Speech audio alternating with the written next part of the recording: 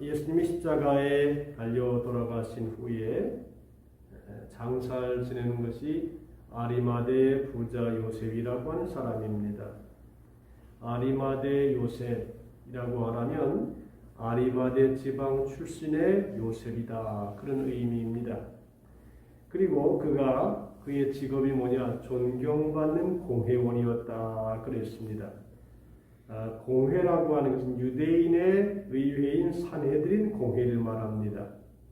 지금으로 말하면 우리나라의 국회의원 정도 되는 직위였다, 그렇게 볼 수가 있고, 이제 이 정도 되면 여기 보니까 존경받는 국회의원, 여러분들이 정치인이 돼도 존경받는 사람이 있고 존경받지 못하는 사람이 있잖아요. 그런데 이 아리마대 부자 요셉은 존경받는 공회의원이었다. 그러니까 보통 때 언행심사가 참 본을 받기에 합당한 그러한 인물이었다라고 생각이 되는 것입니다. 그래서 아리마대 부자 요셉이 예수님을 장사 지낸 것은 그가 소유한 새 무덤이었습니다. 유대인들의 무덤은 바위를 판 동굴로 한 사람을 위한 묘지가 아니라 아브라함이 해쪽 속들에게 사서 가족 대대로 묻힌 막벨라 굴처럼 가정묘 형태입니다. 그러니까 가족을 한꺼번에 한 군데다 장사하는 모양이에요. 그런데 아브라함이 해쪽 속에 은돈 400세겔을 주고 살 정도로 이런 무덤은 제법 재산이 있어야 소유할 수 있는 사람이었기 때문에 성경에는 그를 부자라 그랬습니다. 그래서 아리마대 요셉은 사회적으로도 신분이 높고 권력도 있는 데다가 정치가로서 백성들에게 덕망이 있는 존경을 받으면서도 재산도 있는 여러 가지가 갖추어진 사람이었다, 그렇게 보는 것이지요. 물질도 있고 권력도 있고 존경도 받고 참 덕스러운 사람이었다, 그렇게 보는 것입니다. 그런데 그의 신앙이 무엇이냐? 오늘 성경에는 한마디로 말하는데 하나님의 나라를 기다리는 자라 그랬습니다. 참 이 의미가 있어요. 여러분 이 내용을 보세요. 부자지요, 권력이 있지요, 존경을 받지요. 그러니까 이 정도 사람이면 사회에서도 참 귀한 사람이다, 그렇게 보는 것이에요. 권력만 있고 욕만 먹는 사람도 있어요. 돈만 있으면 교만한 사람도 있어요. 그런데 이 아리마대 부자 요셉은 여러 가지로 갖추어진 그런 인격자였다, 그렇게 보는데 거기다가 하나님의 나라를 기다리는 자였다. 참 중요한 말이에요. 하나님의 나라를 기다리는 자라. 우리가 이 땅을 살아가지만 우리는 이 땅의 사람이 아닙니다. 두 가지 국적을 가지고 있습니다. 빌립보서 3장 20절에 우리의 시민권은 하늘에 있는지라 거기로서 구원하는 자 곧 주 예수 그리스도를 기다린다 그랬습니다. 우리는 부산 시민이면서도 하늘나라의 시민입니다. 그래서 이 땅을 살아갈 때에 이 세상에 살지만 언젠가 이 세상이 끝날 때는 하나님 나라에 들어갈 사람입니다. 하나님이 통치하시고 하나님이 은혜 주시고 긍휼을 베풀어 주시는 그 하나님의 나라에 모두가 다 들어갈 사람이다 라고 하는 것입니다. 그런데 이 아리마대 신앙 요셉을 또 신앙을 보면 이런 점이 있어요. 산헤드린 공회에서 예수님을 재판할 때에 만장일치로 통과가 됐습니다. 그런데 그 사람 중에 하나가 요셉이었어요. 아리마대 부자. 그런데 그러면 만장일치가 되면 이 아리마대 요셉은 빠졌어야 될 건데 빠지지 않냐고 말을 못한 거예요.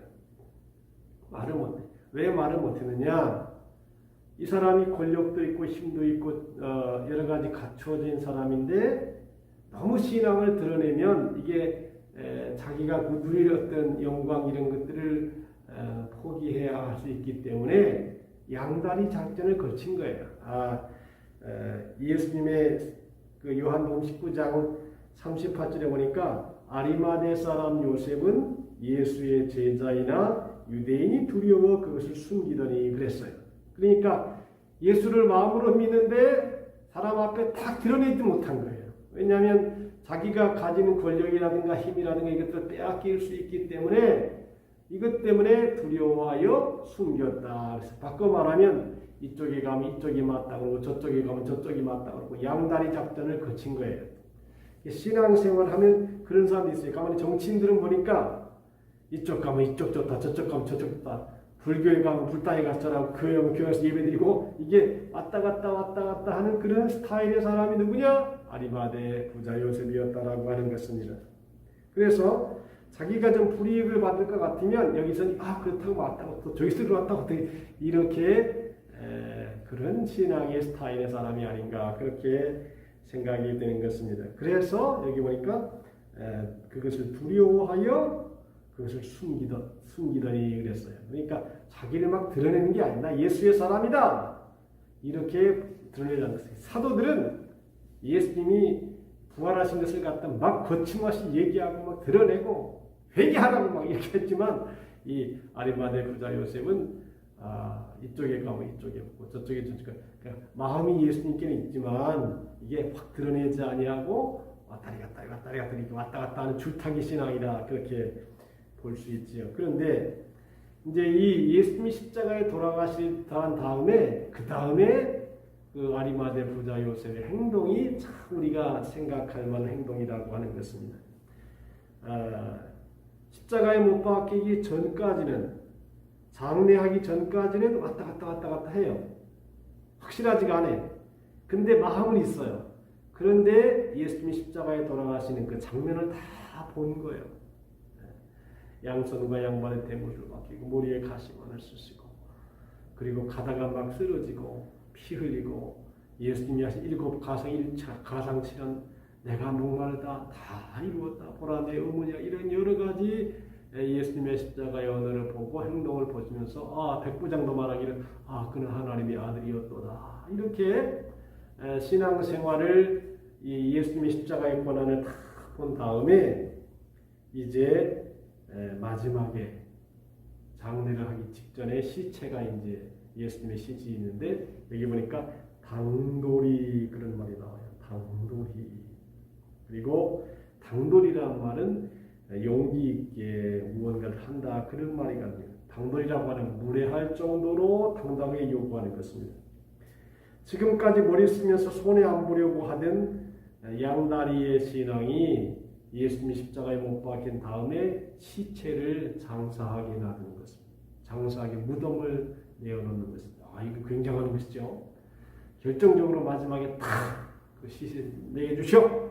다른 사람들은 다 범죄자라고 흉악범이라고 막 재판에서 사형 판결을 받아가지고 다 떠났을 때 이 아리마대 부자 요셉은 당돌이 가서 내가 그분의 시신을 장례할 테니까 내게 그 시신을 주시오. 당돌하게 요구했다라고 하는 것입니다. 자, 이 내용을 보면은 결정적인 순간에 가서는 자칫 잘못하면 자기의 지위를 잃을 수도 있고 자기가 누릴 권리를 못 누릴 수도 있는데 당돌하게 빌라도에게 가서 총독에게 당돌하게 가서 내게 주시오. 그렇게 요구했다는 것은 결정적인 순간에 확 드러낸 거죠. 나는 하나님의 사람이다. 예수의 제자다. 하나님의 나라를 사모하는 사람이라고 하는 것을 딱 드러낸 것입니다. 신앙은요. 언젠가는 드러나요. 언젠가는 드러나 그 생각과 그 뜻이 어떤 이해타산에 맞물렸을 때에 보통 이제 이 아리마대 부자 요셉은 어느 순간에 그냥 쭉 이렇게 은밀하게 숨기고 왔다 갔다 하다가 마지막에는 딱 드러내는 거예요. 예수의 십자가 죽음 앞에서 시신을 내게 주시오. 당돌하게 담대하게 그리고 자기의 가정교회에다가 장사를 딱 지내는 아주 참 이게 필요해요. 보통 때 가만히 있다가 어느 결정적인 순간에 딱 나타나가지고 그거 나게 해주시오.